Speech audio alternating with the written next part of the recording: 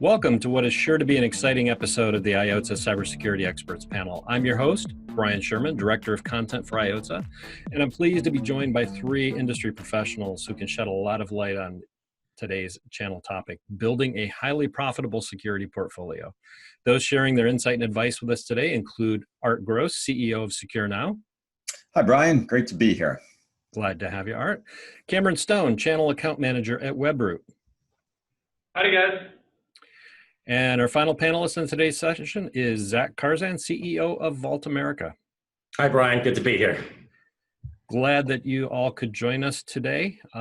Let's start off with brief introductions. Zak, can you please tell us a little about your channel experience and Vault America?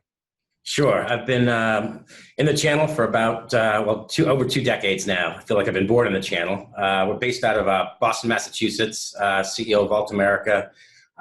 Essentially, Vault America is a channel-only service provider of business class hybrid cloud data protection and availability solutions to back up, recover, archive, and discover data on-site and in the cloud, typically without physical hardware appliances. And since about 2004, again, we've been 100% dedicated to the channel. Partners have served small to mid-sized businesses, and we have about 4 pillars. The backup, recover, archive, and discover pillars, which includes cloud backup and recovery, public cloud disaster recovery, data and information archiving, and then hybrid cloud search. Awesome. Cameron, can you give us a little background on your channel experience and Webroot for us?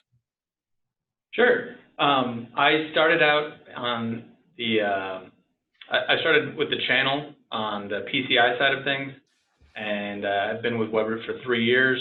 Webroot is the largest provider of endpoint security to the MSP space, and we're now offering DNS and security awareness training as well, and developing into a platform for MSP security offering. Excellent. And last but not least, Art Gross with SecureNow. Tell us a little about your channel experience and the company. Sure. I've been running an MSP for 18 years. I still run that MSP. 2010, I started SecureNow with our HIPAA SecureNow service, selling HIPAA compliance.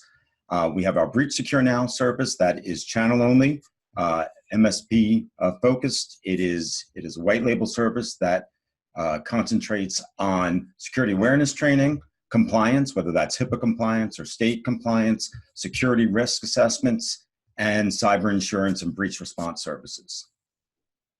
So great. Sounds like we're going to have our hands full today. We've got some great experience in the room. So let's shift to the topic of the day. Security is admittedly one of the top practice opportunities for MSP. When you combine increasing threats, skill shortages, and rising compliance requirements, most businesses can't protect their data, people, and infrastructure without some help. And that's where the MSPs come in, which is great.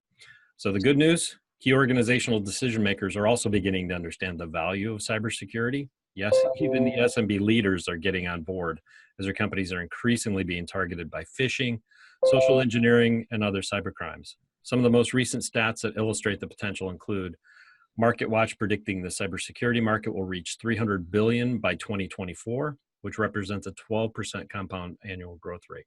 Markets was similar.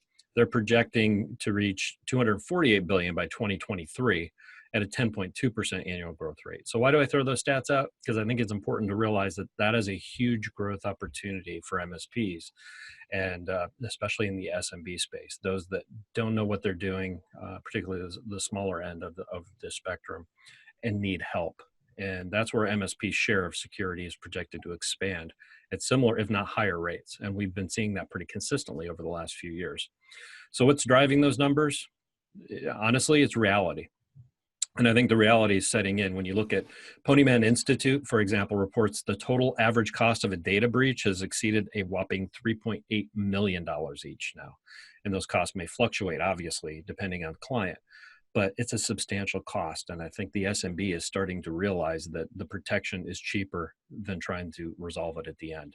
Not everybody, but we're making progress. Forrester Research, for example, suggests that almost 40% of data breaches are triggered by insiders. So of those insider breaches, 26% are caused by abuse or malicious intent, but 56% are caused by inadvertent misuse or sheer accidents by employees. So those are things that MSPs can help them prevent. It's a preventable problem, not in every case, but there's more you can do. In other words, businesses are facing increasingly more dangerous, complex, and costly threats. And as if I hadn't said it before, they need your help. So panelists, let's start out discussing the demand side of the equation. I mentioned the rising awareness of the threats, but what factors are helping drive real cybersecurity sales? In other words, what's transforming SMB's concerns into actual MSP revenue? Why don't we start with you, Art? I think what it is ransomware. I actually think that is driving adoption of security services in the SMB market. You know, we used to say, you know, the hacker's going to come and get you. They're going to get into your network. You need firewalls and antivirus.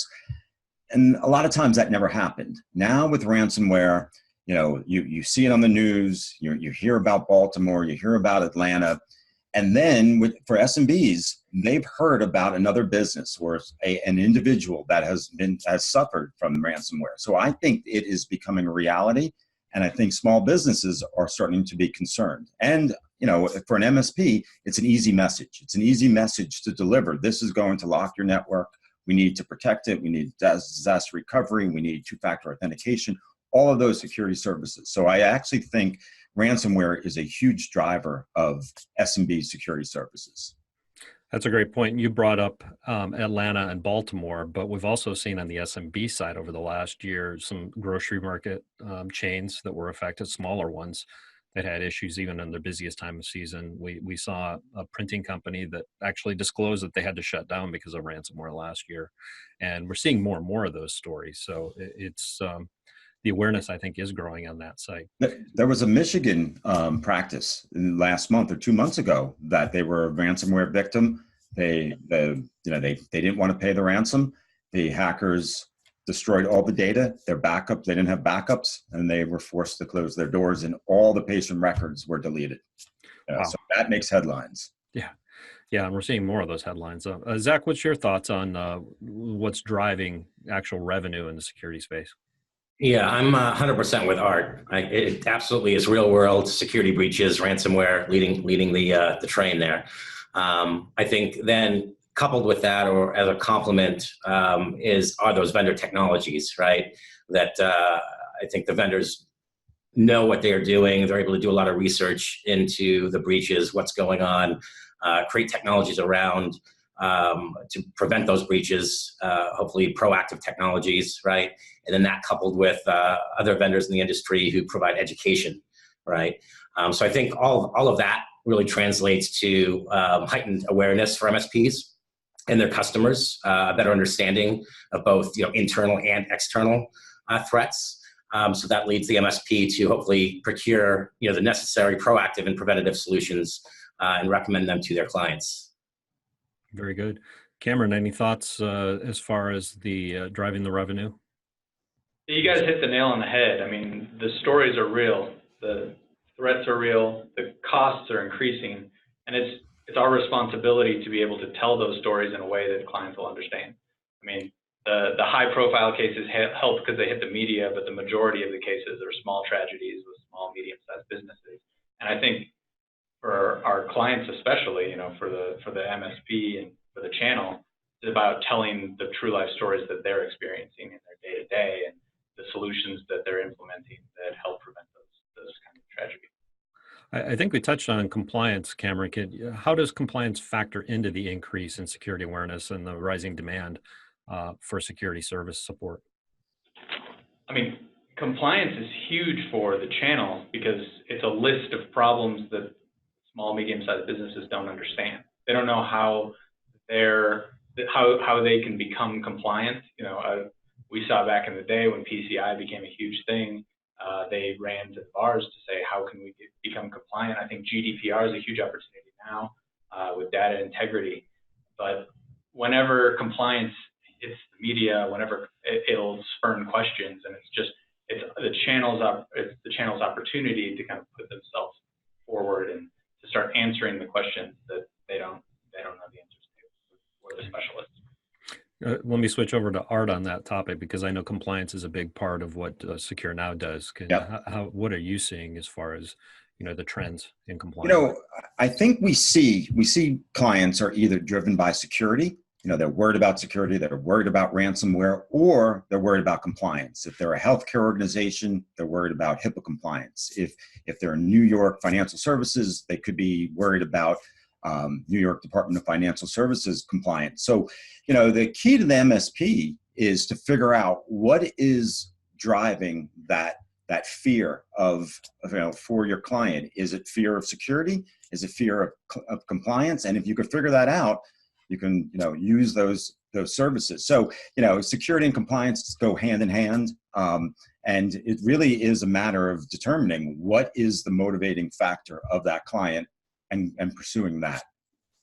And it's really about the processes too, putting all the processes in place as well as the tools. And sometimes I think that gets, the tools don't get left out, but the processes and the policy development and the other aspects for the channel are huge. And it may not be a comfort zone for a lot of MSPs, but they can partner, they can work with others to kind of round out their expertise in that area. Zach, obviously on the data storage and backup side is a huge part of compliance. It is, yeah. I think, again, industries, right, that must comply with regulatory standards such as healthcare and financial, whether it's backing up data to be FINRA compliant or SEC compliant, or personal health information, that sort of thing. Whether those organizations are large or small, I think when they're breached, they receive the most media attention, right? Because they are compliant, they have to be doing certain things, or they get fined, et cetera. And ransomware obviously is targeted at small or mid-sized organizations, right? Bringing even more visibility to those SMBs, right? Really creating an inherent demand for data protection, network protection, endpoint protection, and similar security services, preventative measures, and education, right? So all that combined, I think, is also bringing that awareness to that SMB market. And the fines are actually becoming real now. Am I right? I mean, you've probably got a couple examples of those where there were really not a lot of teeth in some of the compliance measures for years. And over the last two, I know I've seen some pretty significant fines being placed that kind of wake people up. Absolutely. But, I think it's a double-edged sword. So there have been a lot of big fines, but, the SMBs, when when small medical practices or small, print shops or whoever that is, they see a $4 million fine. That's not relatable, right? They're like, well, I'm not going to get fined. I actually like to see the $50,000 fines, the $100,000 fines, the fines that are enough that it'll really hurt. And it really is relatable. Like, okay, that's something I don't have, spare $100,000 to pay this fine, but yes, we are definitely seeing large fines, and we're seeing organizations, making, governments making a point of them that you're not compliant, and we're hitting you with very large fines. Yeah. We hate to sacrifice any companies for compliance fines, but at the same point, understanding that it's happening in their neighborhood or in their particular industry to their size organization, that can have an effect, but it's hard getting all of that information. Yep. Unless you're really being aware and networking in the community. I know we've had quite a few discussions at the IoTSSA cybersecurity expos about, specifics and, relating how to share that information with MSP's clients. And I think that's what it's going to take, is more of that education, more of that information sharing, whether it's social media, newsletters, or whatever, but letting them know that it is happening to similar companies. Yep. And, and Health and Human Services have basically gave guidance about ransomware. Ransomware attacks on the healthcare could actually be HIPAA violations. So we're seeing that again, going back to ransomware, that's driving compliance, because if you are a ransomware victim, that's what opens up compliance review. So you think the government's not going to come and look at my compliance, yet a ransomware attack could lead towards a compliance review. Gotcha. Well, due to the rising complexity of cybercrime we talked about earlier, MSPs are employing a variety of tools now to neutralize the threats. It's not just the tools, it's the processes. But Cameron, what changes are you seeing in Webroot's partners' portfolios at this point? Sure. So as things get complicated from an MSP perspective, it becomes important that you focus on two things: efficacy and time, right? And the way you do that in a complex world is you start leveraging solutions that heavily utilize machine learning. And I think that in the last year or so, that's become a big buzzword around a are your vendors leveraging the usage of tons of data and smart machine learning algorithms to do so? Some demands that have shifted as things get complicated is partners want better reporting so that they can share all of these complex things that are going on to their clients in a way that they can easily understand. And I think along with that, they want solutions that'll offer some monitoring as well, so that they can report and say all's well, not just north to south, but also east to west in networks. We're seeing additional solutions added to the stack. We talk a lot about security stacks and what a necessary security stack looks like. I just think that each solution within a stack is getting more complex as they're leveraging more data so that they can do more work on behalf of the partners. And all of that, as long as you're getting the right solutions in place, it should save you lots of time. So, and I know AI is becoming a common term in the machine learning and things like that and security, but you mentioned conveying the right information to the clients do you find that it's difficult? I think we tend to throw too much stuff back at SMBs as opposed to just, dialing in on what's important to them in the protection scheme. Definitely. I mean, reporting is difficult because you have all these different knowledge bases. And really, whatever reporting you give to someone, usually they'll come back and say, well, can you change this? And I would like this information. You have to customize, and the larger your data sets get, the harder it is to customize that reporting. I think you're starting to see a lot of open APIs become available to partners so that they can customize the data however they want. Very good. Now, Zach, let me pose that last question back to you. What changes are you seeing in your partners' portfolios? I know you've been in the channel for quite a number of years. I'm not going to age you, but you've seen a lot, and I know we've gone through a lot together over the last decade and a half. So, what trends are you seeing right now? Yeah, I think like Cameron, we're all our own vendors offering our own types of technologies and solutions, right? Whether it's endpoint protection or network protection or compliance and education and that sort of thing. On our side, within the data world and data protection world, before data was on site, right? And now there's a hybrid approach, which I think will always be there. And then you have these public cloud providers, right? Microsoft, Azure, there's Office 365.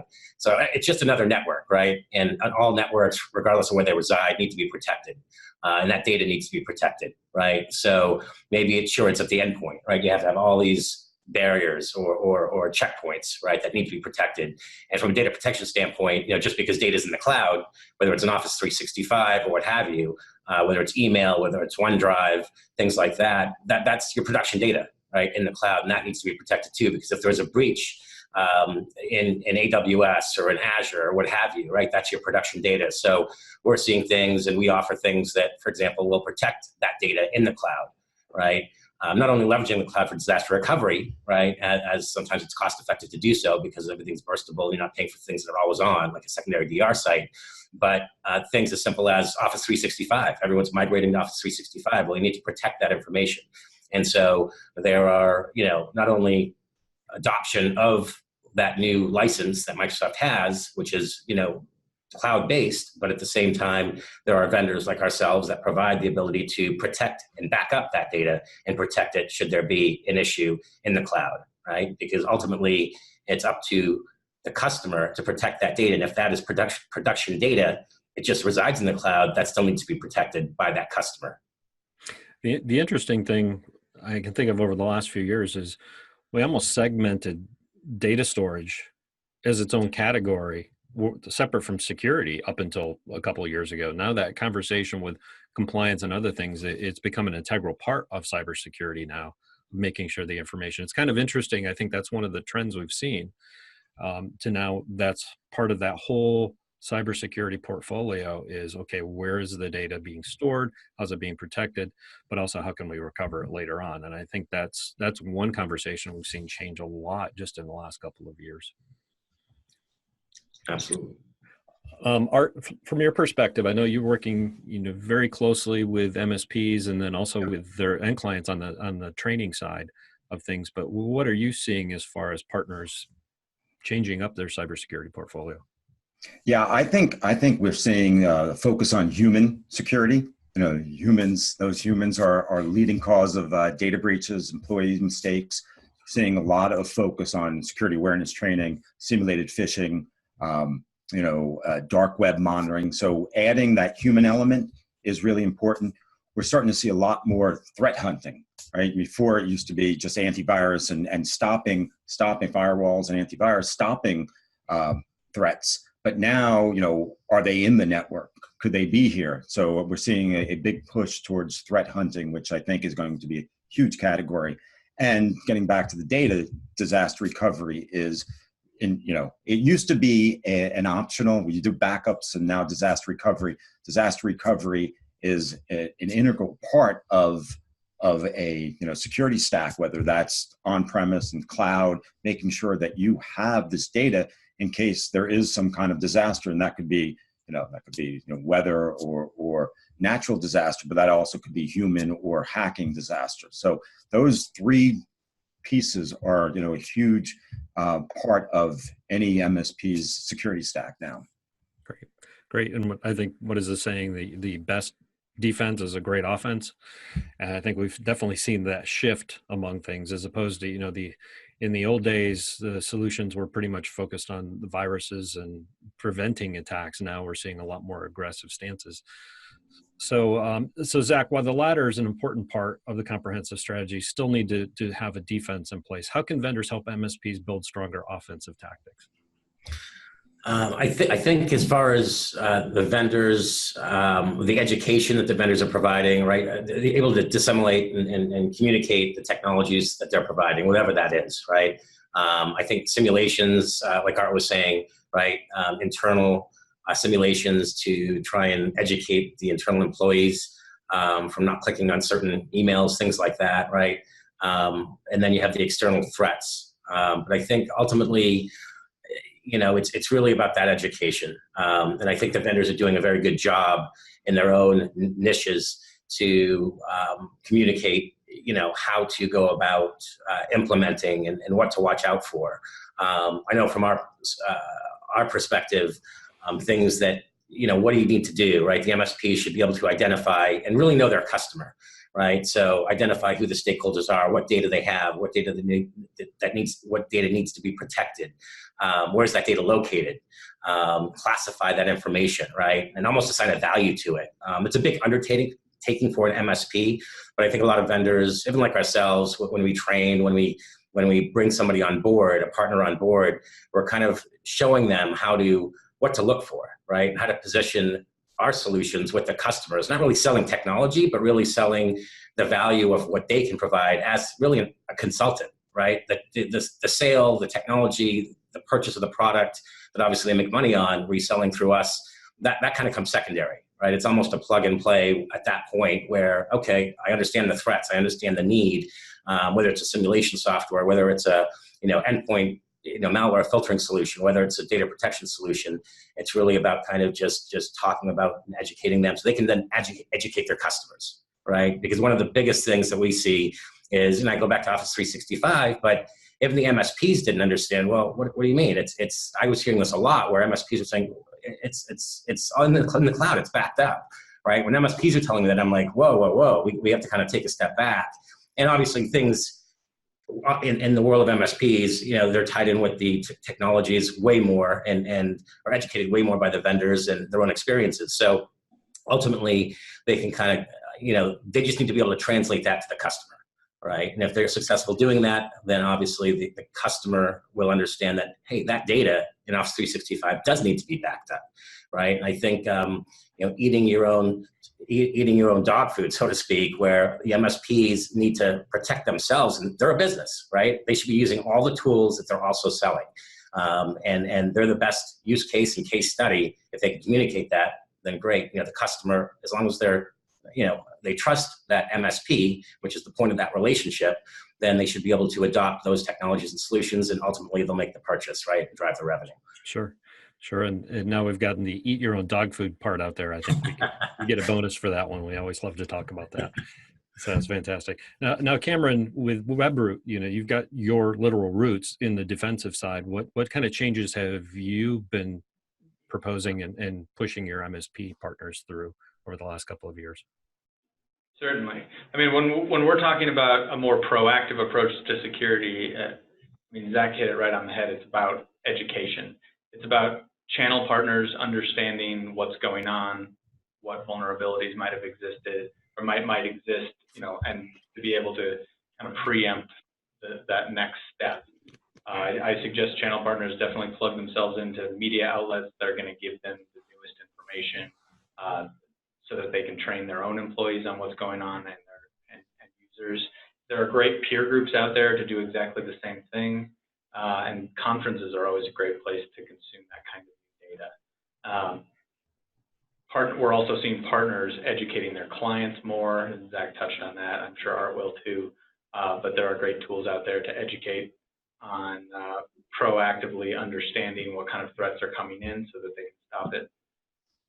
Lastly, I think you're seeing a lot of us vendors getting better at predicting the next threat, right? I mean, I touched on machine learning earlier. Most of that machine learning's power is going into predicting the next thing that's going to happen before it does. Makes sense. Now, Art, I mean, your whole organization's focused on the proactive side of things, on training and that. What do you see as far as additional things that MSPs should be doing proactively? And they should be going through awareness training, obviously. We're seeing, quite a few MSPs beginning to put their people through tougher awareness training. They may have done it in the past, but now more emphasis on it. But what other things are you seeing MSPs doing proactively on that front to help protect themselves as well as their clients? I think we're seeing a lot more use of security risk assessments, really hitting on what Zach said. Security risk assessments are a great way to communicate risk to a client. I mean, if clients aren't going to buy security, aren't going to be proactive if they don't think they're at risk or at danger. So we're seeing the use of security risk assessments to identify, important data, how it's being protected, where the gaps are. As an MSP and as a security vendor, I hear all the time, my clients think we're doing this, even though they never approved the disaster recovery, they never approved the encryption of the laptops.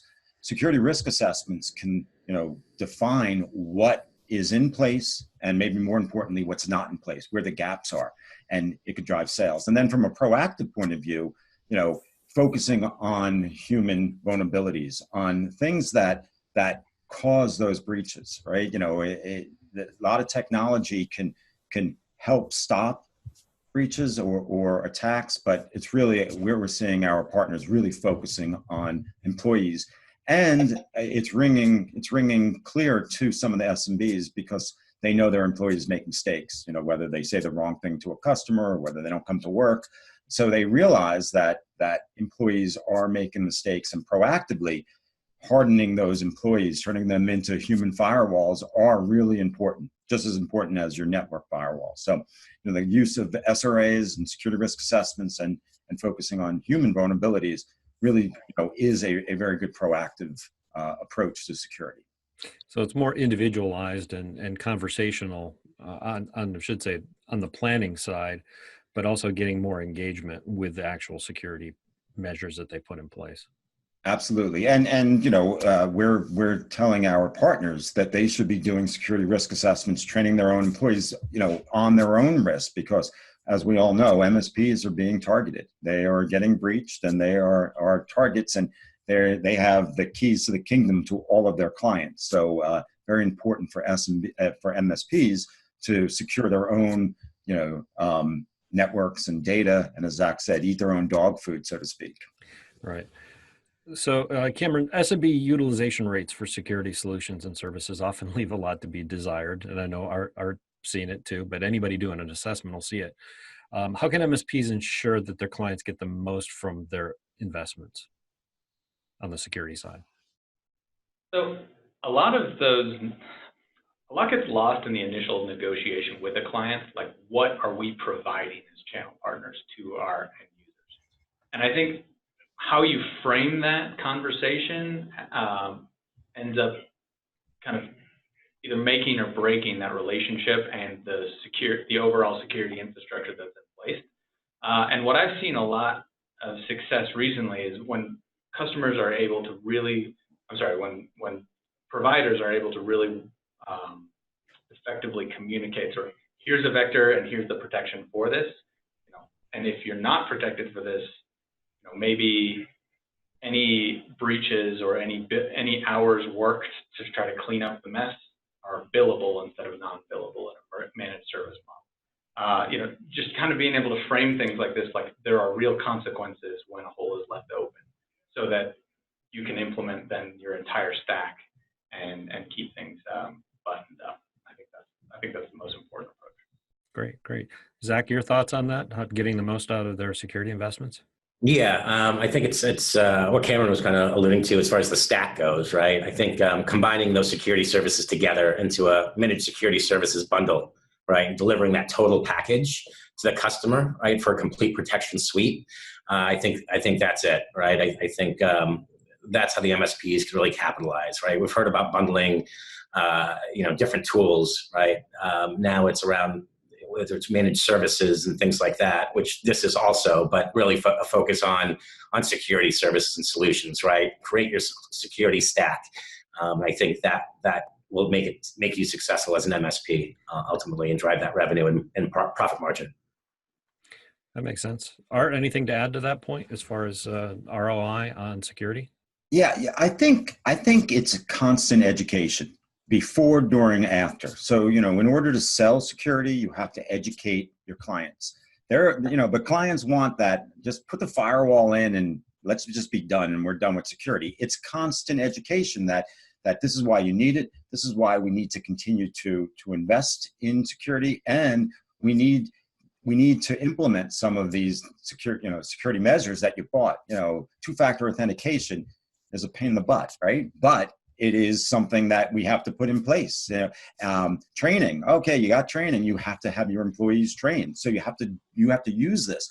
So it is constant education on why you need to continue to worry about security and continue to implement the security products that we've put in place. Yeah, I think making education part of the stack, or maybe even if you position it and say, okay, well, this, and this is part of our security rollout, part of our product stack.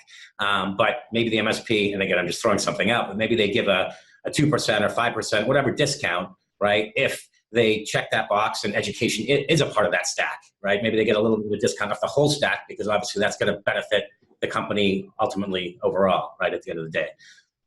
Absolutely, especially with education. If you're talking about education for like employees, I always look at it as seatbelts. Clients decide, I'm just not going to wear my seatbelt, and if I get into an accident, you're going to come pick me up off the road. No, we're in it together, right? You get hit with ransomware, you're going to call me on a Friday night, and you're going to ruin my weekend, right? As an MSP. So I agree that let's continue to work with our clients, with SMB clients and customers, and implement the security stacks. And maybe there are some financial benefits of doing that, or there's financial penalties. I'm not going to clean your network as part of my all-you-can-eat contract if you don't implement these security measures. So it's going to cost me resources.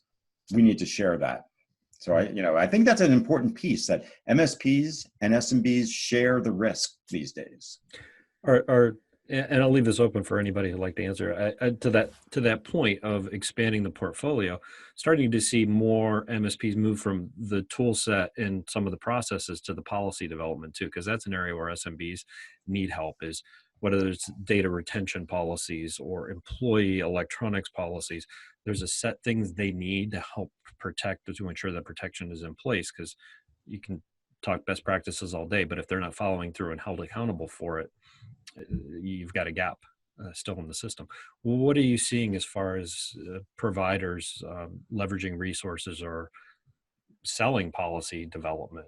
Are you seeing much of that, or are you seeing partnership? How is that kind of evolving? Aren't you? That's what we do, actually, part of that. But that is part of the gap that MSPs have. They're not used to writing policies. They're not used to enforcing policies or communicating the need for policy. So, this is different than the typical, remote monitoring and patching and all that. So policy creation, policy adoption, and making sure that those policies are well communicated throughout the network is something that our partners are looking for. They're looking for help with that. So look to the vendors, but you also have like Sands and CompTIA and others that are developing policy templates per se that can be adjusted. Zach, on obviously on the BDR side and the business continuity side, that's an urgent issue for providers as well as their clients. It is, yeah. I mean, I think a lot of businesses don't have a true disaster recovery business continuity plan, right? Back in the day when I first got into technology, I was working for a disaster recovery company, and one of the things they did, and that kind of translates to today's world around the education. That's part of it, right? And writing that business continuity plan is kind of that baseline, right? To figure out what you need to do, where are the holes, internal threats, external threats. Right, we used to go through the business continuity plan, and granted, at that time it was for the mid-sized, larger enterprise customers we used to work with. But literally, they took every level of disaster, right, from somebody deleting some data to things you don't want to think about. What would have happened even if the fire alarm went off, right? How are those AAA brokers actually going to operate? Right. So there were just different levels of disaster. And that also applies here. There's different levels of threats, right? Whether it's the endpoint, the individual, right? A hacker from the outside, an external threat. So kind of creating that business continuity security plan, so to speak, is really kind of that foundation as well. Right. And through that, you're able to kind of then, again, just put the products on top of that, create that portfolio and hopefully, get that implemented. Now, ultimately, there's a lot of work that goes into that, right? That's the assessments, those are all those types of things. And there's some really good tools out there, some free tools, some you pay for, vendors offer them from free. Sometimes you can get them off the internet, things like that. Just gotta be careful with some of that stuff, I guess. But they're out there, right? And creating that portfolio of tools to assess and leveraging those vendors that provide those tools, I think, is the foundation to create that kind of disaster recovery plan that includes really a huge security element, right? Because that's what we're dealing with in today's world. Gotcha.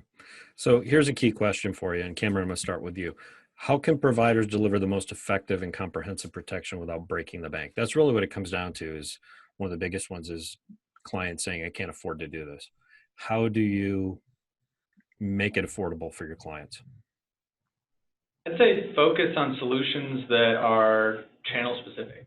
I mean, a lot of people just entering the space, you talk to them and you realize that they don't really know what that looks like, what it is to have partners that will help them on the automation side of things, what multi-tenancy looks like, what a group of solutions that are all integrated and talk to one another so that you can work out of a single pane of glass looks like. I think that's how you deliver great solutions at an affordable rate, right? If you have a stack of solutions that don't offer those things and it's taking your guys a ton of time to manage, well, you're going to cost your clients a lot more than if you're leveraging a stack that all works together, everything talks to one another, and your guys are able to utilize easily to save themselves time. Art, how do you keep it affordable for your clients? I think MSPs have to collaborate with other vendors. They need to find the tools that will be good for them.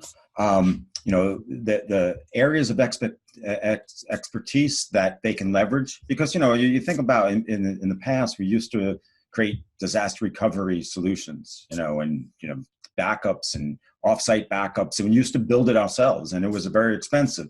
Now you have Vault America, Datto, and Veeam, and all those types of solutions. You just leverage that. It's much cheaper to leverage that type of solution than try to build your own. And I think MSPs have to focus on, where do you really want to be an expert in? Maybe it's in the protection and prevention, but when it comes to disaster, it becomes to like data breach response. If you're not doing that all the time, outsource that to somebody that does, and someone who's an expert. So I think collaboration with vendors is key to putting a uniform stack together, but making that very affordable and not building your own solutions. So partnerships are definitely a way to look at, is with vendors, with even distributors, with others that are in the space, and MSSPs obviously is the other opportunity too. Great. Zach, final thoughts on this topic? Sure. One quick one. Do not build anything yourself. Outsource everything. That's it. That's what we're all here for, right? We create the technologies. We know how to implement them. We can educate on them, leverage what we have. One of the things I do understand is MSPs, they're technical, right? They're in the business because they love creating stuff, right? Whether it's a chipboard, whether it's a data center with servers and racks and all this other stuff. I mean, it's fun, right? This is how a lot of these folks got in the business. So I get it, right? They like tinkering. And back in the day, I had a Star Wars watch for my 7th birthday. I took that thing apart. I couldn't put it back together. I'm not that technical, right? I'm more of a business development guy. But ultimately, and I didn't tell my parents, I even didn't put it back together because I just pretended I wore the watch broken. But again, I'm not that guy. But the MSPs, that's how a lot of these folks started. So they're inclined to build out their data center and host things and all of that. But again, outsource everything. I'd say, doing that, you'll get a lot further. And ultimately, if you can pick a vertical, and there are MSPs that focus on healthcare specifically, or financial firms specifically, that'll take you even further, excuse me. So I think then you become an expert, right? But at the same time, I understand the way the world works is you want that managed services customer to pay you every single month. And so I can't say turn down business, right? Because that's the livelihood. Hopefully it's not just a business on the side and a lifestyle business, right? You want to grow, you want to add new customers. But that's kind of my 2 cents is just like, what I was saying, just, and Cameron, don't build anything yourself, leverage the tools that are out there. I think the key takeaway I got from that is leverage is one thing, and don't tear apart watches. Was it digital, Zach? Was it one of those? It was digital. I actually, I'll tell you, I found it on Amazon and I bought one. It was $50. It all gives you the date and the time. I mean, it's just for personal. I ended up getting it. I got it. I haven't worn it. It doesn't fit on my wrist, but it was just one of those things I wanted to get. Well, I'm glad you're able to read and it works. And it works. Cool. So obviously I could talk with you guys all day. Great information you've been sharing with us. Any final words of wisdom you'd like to share on today's topic before we close? Let me start with Cameron. Sure. I think Zach really nailed it on the head. I think you dip your foot into this threat space and you start learning about all the bad things that can happen, and it's very overwhelming, right? Just understand that there are great vendors out there that are willing to help you with this. It shouldn't take you that much time. It's just we'll help partner with you, and we'll give you the information that you need in order to position to your clients. Very good. There's hope. Don't get too into the weeds. Zach? I'll take a little different approach. I would say from a technology standpoint, Cameron mentioned it with some of your technologies, machine learning, AI, there's some cool stuff coming down the pipe, right? Proactive measures, preventative measures, and technologies. I'll throw 2 more things up there is if you're in the healthcare vertical, something that's surfacing is IoT, IoT with medical devices. There's a lot of things, and that's a compliant industry, right? And there's a lot of breaches and things that are starting to happen with medical devices, right? That impact, humans and everything else the like. And then finally, I think, something down the road, it's not really for this space, I think, at this point, but everything is connected out there. And the way the world's working is things are going to need to be disconnected at some point. And there's something called air gap level security. And again, I think this is more for the enterprise, government, homeland, things of that nature. But air gap level security is kind of the next phase of security. So I'll leave it there and pass it along. Very good. And Art, close us out. All right. I'll take a different approach. I think, the words I want to leave with is when you're talking about security to your clients, make it relatable. I get back to what I said before. Don't talk about hospitals or Baltimore or Atlanta. Yeah, okay, those are good examples. But, when you're talking about security to your clients, make it something that they understand, whether that's geographic. Hey, look, someone in the same town had a breach, same industry. If you're talking to a law firm with five lawyers, find another breach that looks like a law firm with 5 lawyers, because then you'll be able to convince that client of the need for security. If you use examples that they can't relate to, they just tune it out and they don't believe. So I think that's a really important message, especially as we start to talk to more and more about clients about security. make it relatable. Very good. Excellent advice, all.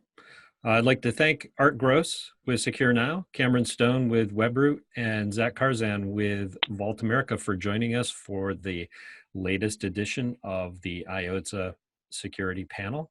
And hope you would check out our website with all of our resources at iotsa.com. Thanks again for joining us, and I hope you have a great and safe week.